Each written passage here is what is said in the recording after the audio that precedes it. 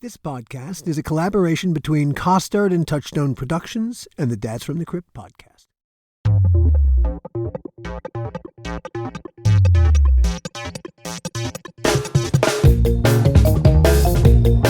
Hi, I'm Alan Katz, and welcome to episode 10 of season 1 of the How Not to Make a Movie podcast. Ah, hell. Now I've gone and given away the ending. If this is season 1 of the How Not to Make a Movie podcast, that means there must be a season 2 in the offing. And yes, there is. But we'll get to those gnarly details in a bit. First, I need to take care of a few last pieces of old business.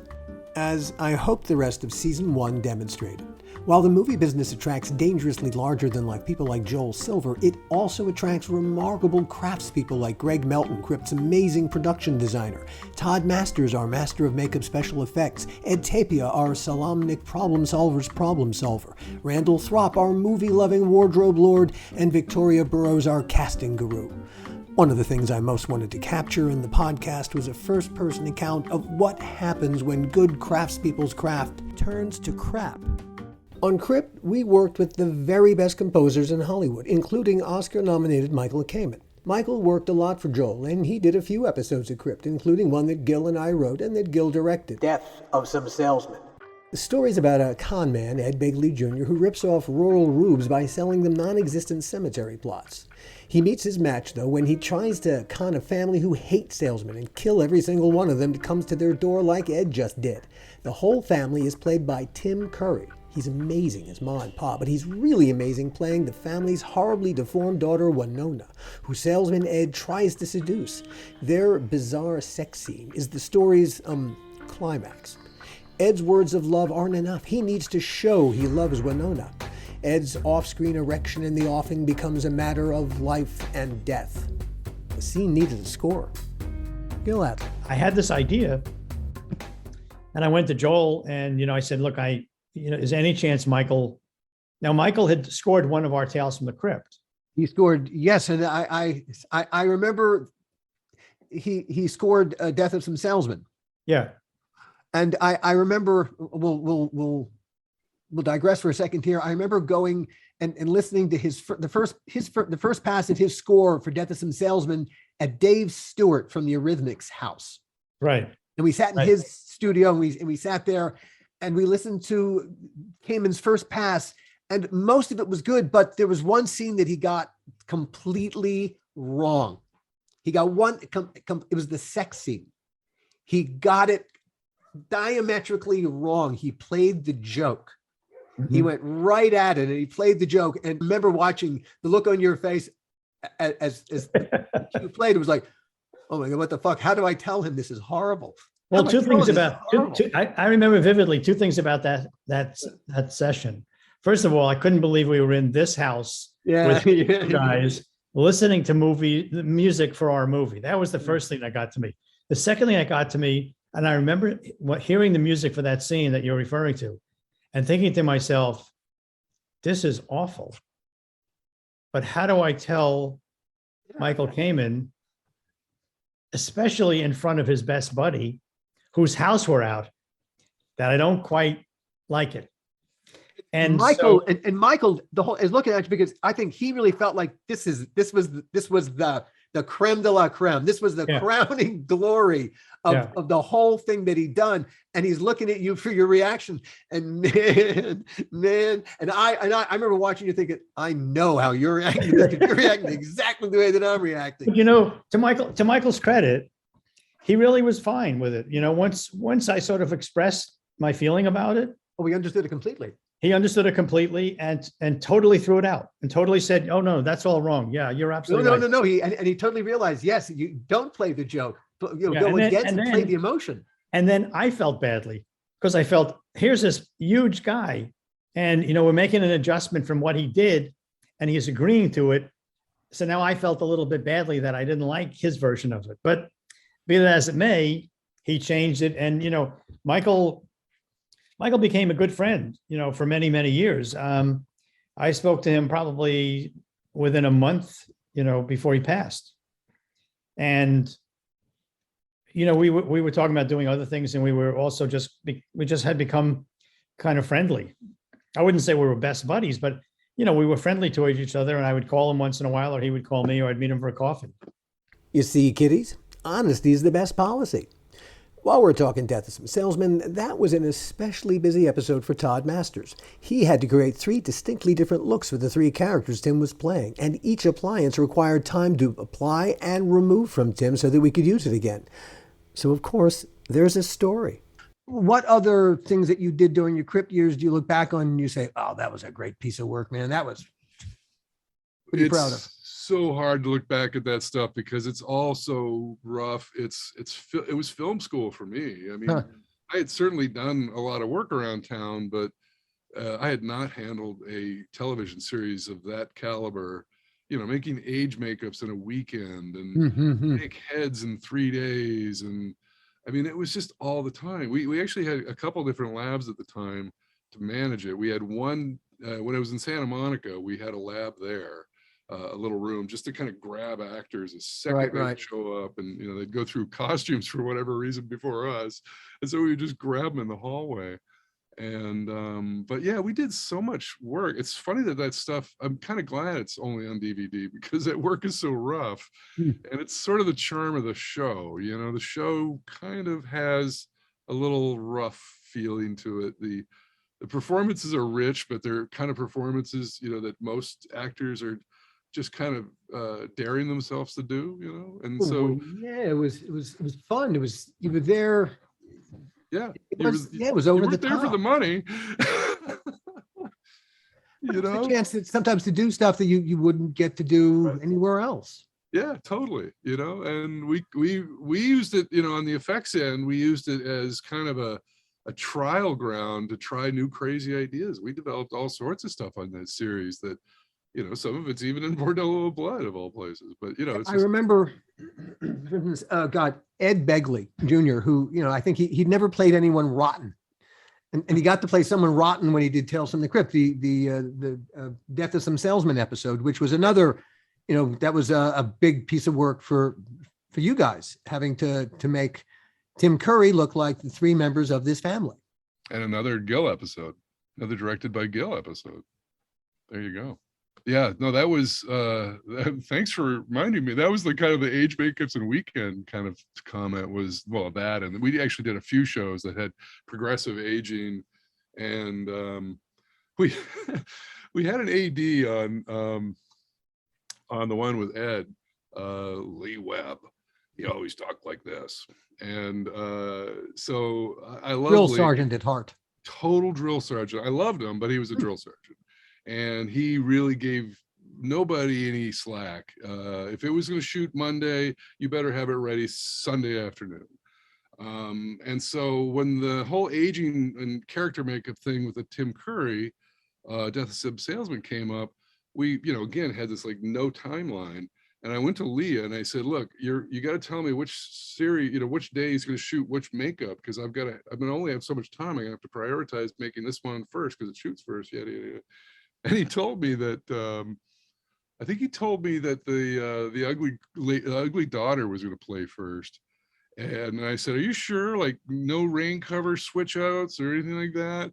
And sure enough, Friday night, hey, we're going to go for some rain cover on Monday, and it was now the mom character playing, which we hadn't even started, and so we worked, I don't think there was enough hours in the weekend to do it, and so I slept through my alarm clock Monday morning to go to set. This is the first day of production, to go to set to glue the mom makeup on Tim Curry, fucking Tim Curry, right? And I sleep through the alarm. I wake up to Patricia on my phone machine going, hey, where the fuck are you? What was our second AD. She was always up at the same hours. And so do you remember Patricia's last name? I just worked with her actually. She just changed her name, I believe. Let me come back to you on that. Yeah, just like I can barely remember my last name sometimes. I literally had to drive to the shop, pull the molds out of the oven because they were still baking. Drove to Santa Monica to glue them on. I'm peeling them out, out of the molds in the parking lot. Thankfully, they were fine. And there's Tim waiting probably like an hour or so for me. And he was just totally a pro, fine. Oh, he was wonderful. What a lovely man. What a lovely Totally cool about it. man. And of course, Gil wanted to fire me, which he probably should have. But it was like, you'll never do that again, right? That was a great training ground. Like, you'll never make that fuck up again. But you know, sleep sometimes is necessary. I don't know, not back then, but I don't know how we did some of that stuff, Alan. Looking back, Todd, I agree. How did we do it?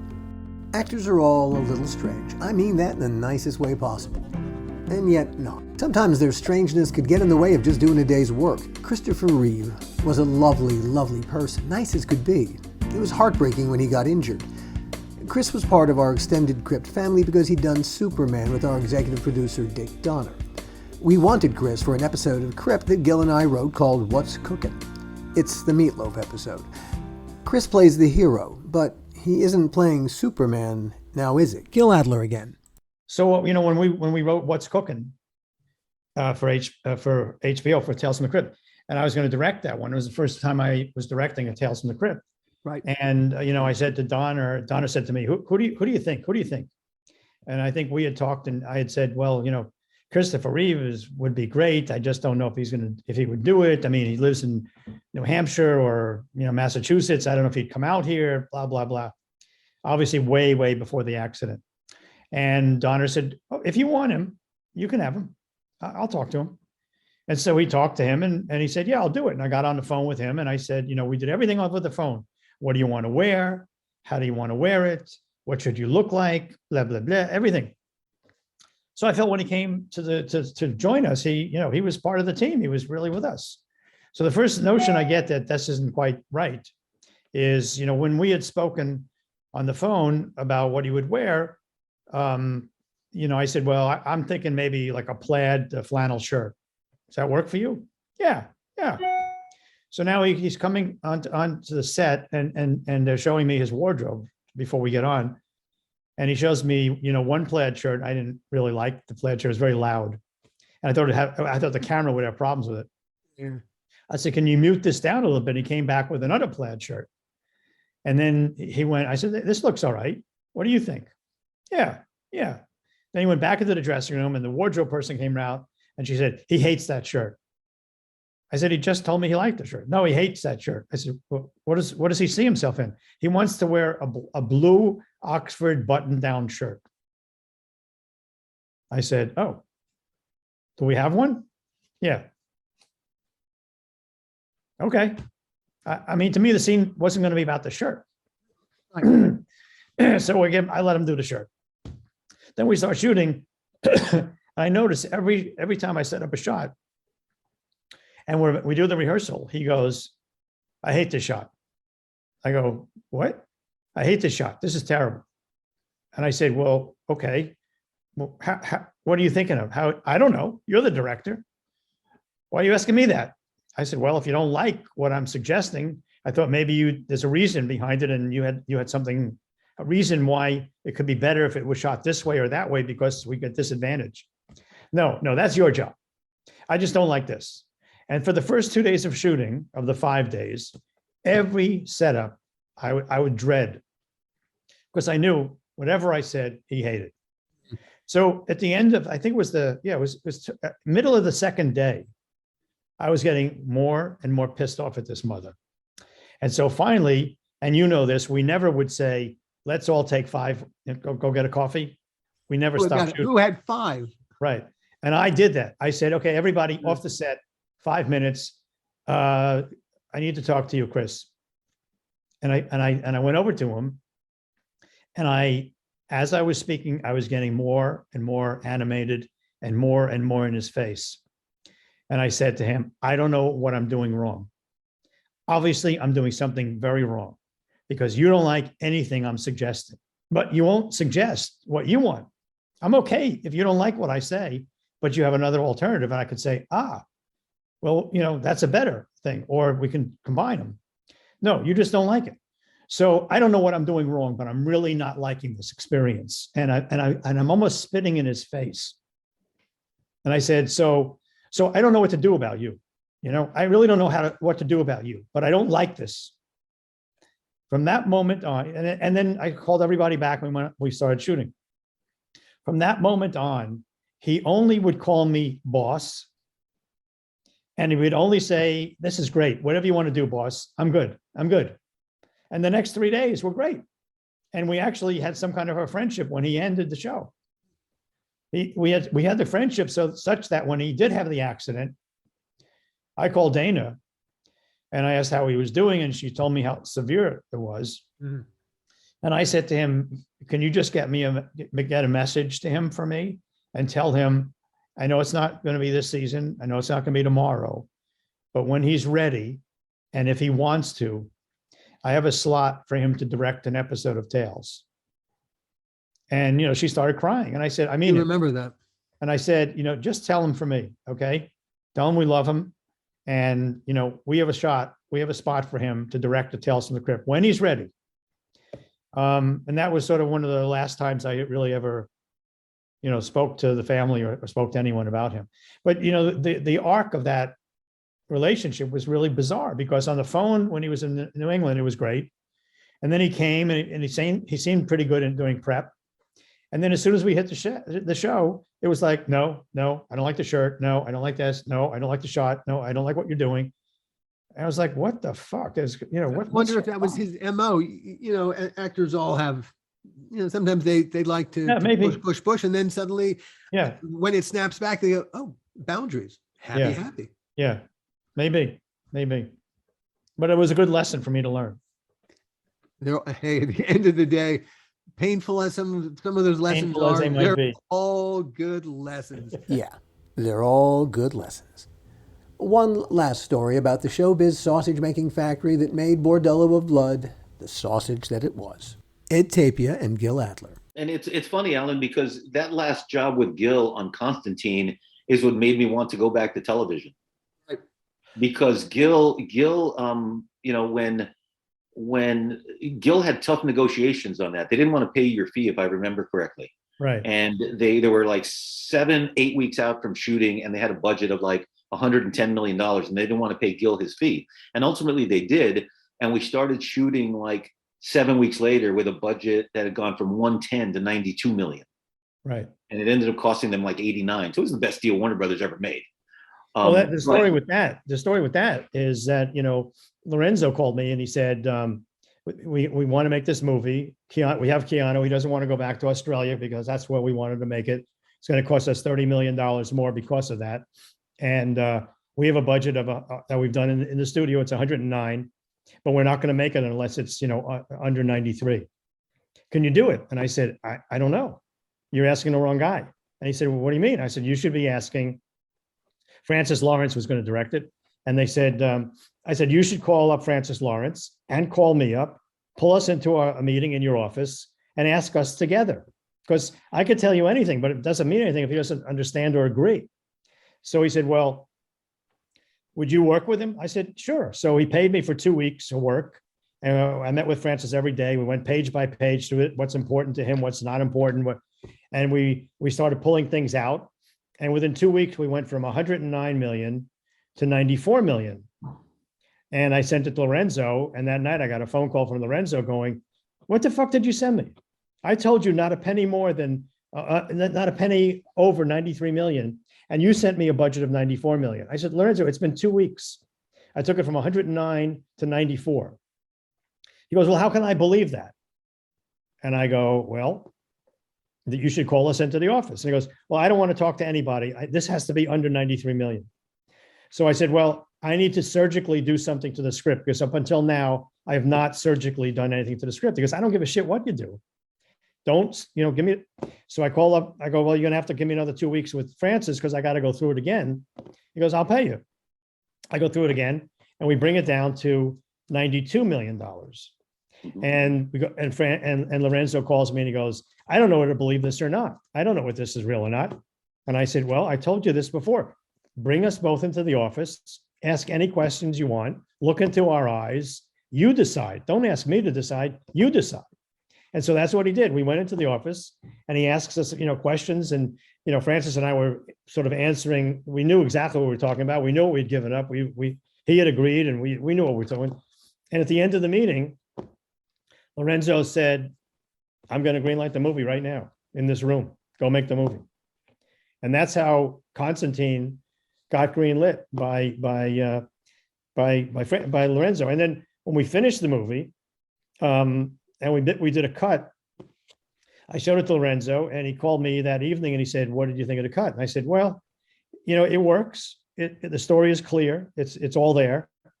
Personally, I missed the visual effects sequence, the fight, with the food. I thought it was kind of different and cool. But I'm not advocating you put that back in. I miss it. You're asking my opinion. It works the way it is. It's your call." He goes, "Well, how much would it be to put that in?" I said, "It'd be $1 million." He goes, so instead of you coming in at 92, you come in at 93. And I said, "Right, which is the budget you originally said you had to have." So he goes, "Let me think about it." And 2 weeks later, nothing's happened. I get a call from Lorenzo's office saying, "When is Lorenzo going to see the new cut?" And I go, "What new cut?" And they go, "The new cut." And I go, "No, I don't know the new cut. There is no new cut. We only have the old cut. No one's done anything. You better get Lorenzo to call me. I don't even know what the hell you're talking about." So Lorenzo calls me and I start yelling at him, saying, "What the fuck is the matter with you? I thought I was going to hear from you. You ended it where you're going to think about it. You never called me back." "Oh, I didn't call you?" No, go ahead and do it. It's okay." And so we shot another, I think about a week, and put it back in, and it came in at 93 million. So here's the deal about season 2. For starters, I'll have company as host. My old creative partner, Gil Adler, is going to join me. That's happening because doing the podcast rekindled our relationship creatively and as friends, too. Hey, don't you love happy endings? I don't usually, but in this case, I'll make an exception. In season 2 of the How Not to Make a Movie podcast, our subtitle will be Horror Stories from the Movie-Making Trenches. In other words, stories exactly like we told you about the making of Bordello of Blood, just not about Bordello. In season 2, we'll get other filmmakers to tell their sob stories about what happens when good movie making gets ugly. Opening August 2022. We hope you'll make us a habit. See you then.